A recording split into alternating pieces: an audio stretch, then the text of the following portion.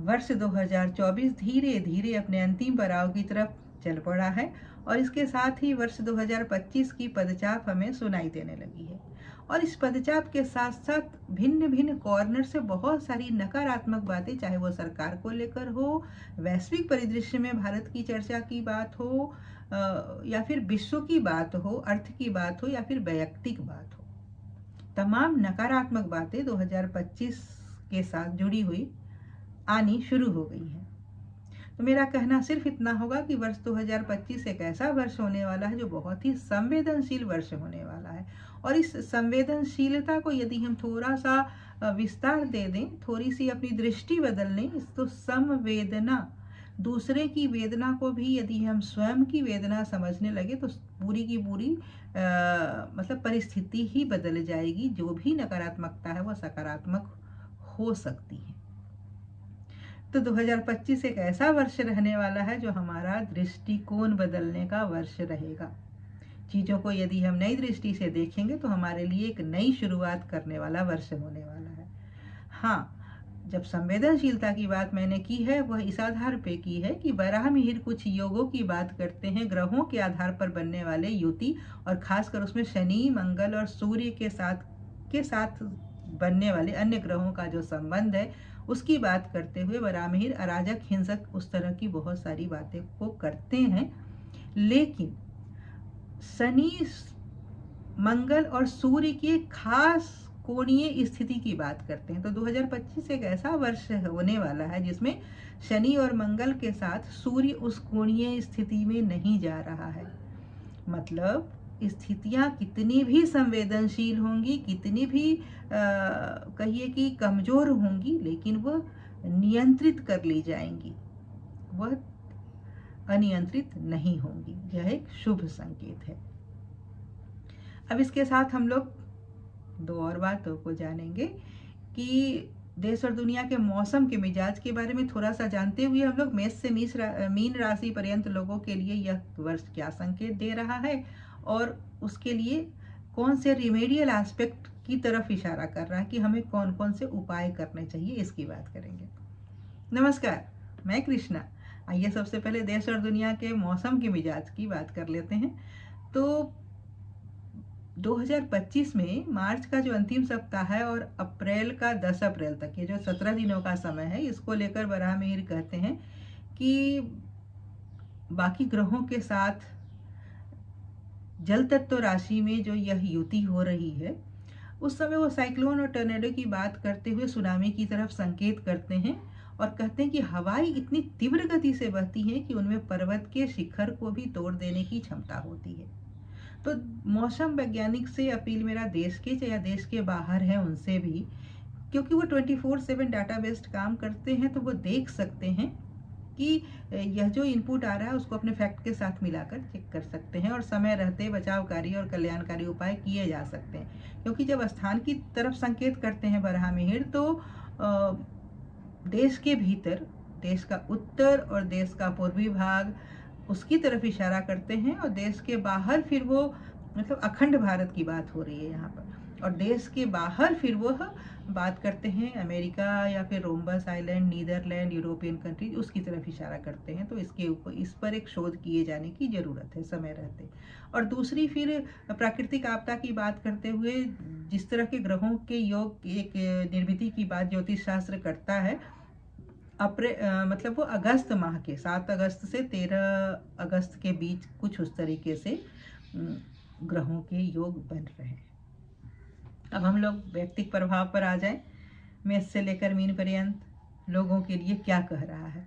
तो यह 2025 एक ऐसा वर्ष है जो जितने भी मेष से लेकर मीन राशि पर्यंत जितने भी हताश, निराश हो चुके व्यक्ति हैं, जो डिप्रेस्ड हो चुके व्यक्ति हैं, बहुत ज़्यादा मानसिक तनाव से गुजर रहे व्यक्ति हैं, उन सब में नव ऊर्जा का संचार करने वाला यह वर्ष है।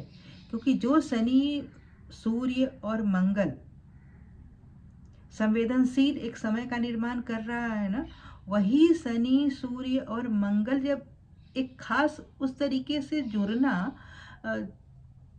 आत्मबल, जुनून और अनुशासन का एक डेडली कॉम्बिनेशन फॉर्म कर रहा है। तो दशा का अगर कमजोर समर्थन मिला भी हुआ है, लेकिन गोचर का इतना मजबूत बल प्राप्त हो रहा है कि वैसे सभी व्यक्ति जो अपने गोल का रियलाइजेशन ही नहीं उनको हो पा रहा है, अपने जीवन से क्या प्राप्त करना है उनको समझ में ही नहीं आ रहा है।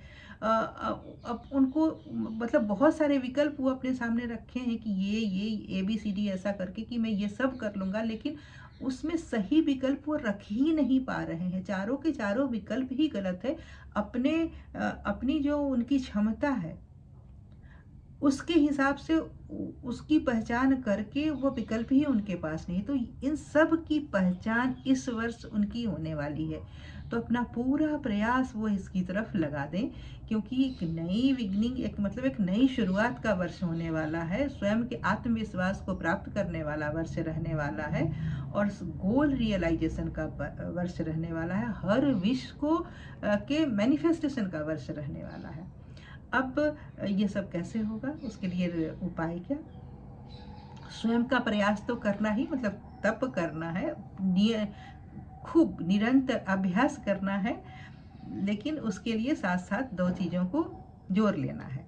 वह यह, सबसे पहला कि सहज और सरल आसन में बैठ जाइए। पद्मासन में बैठ सकते हैं तो बहुत अच्छा, नहीं तो कोई भी वैसा आसन जिसमें आप सहज होकर सरलता पूर्वक बैठ सकते हैं, बैठ जाइए एक स्मित मुस्कान के साथ।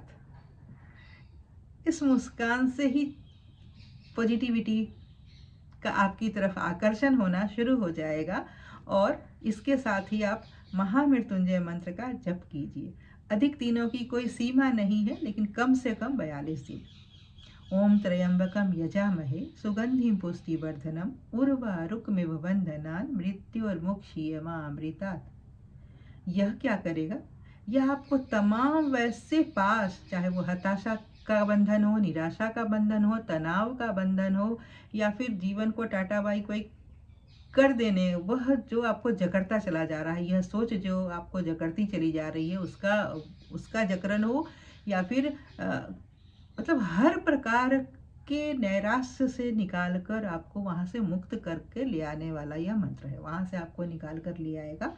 और इसके साथ साथ विष्णु सहस्त्र नाम का नियमित पाठ शुरू कर दीजिए। जैसा कि मैंने कहा, अधिक दिनों की कोई सीमा नहीं, लेकिन कम से कम 42 दिन।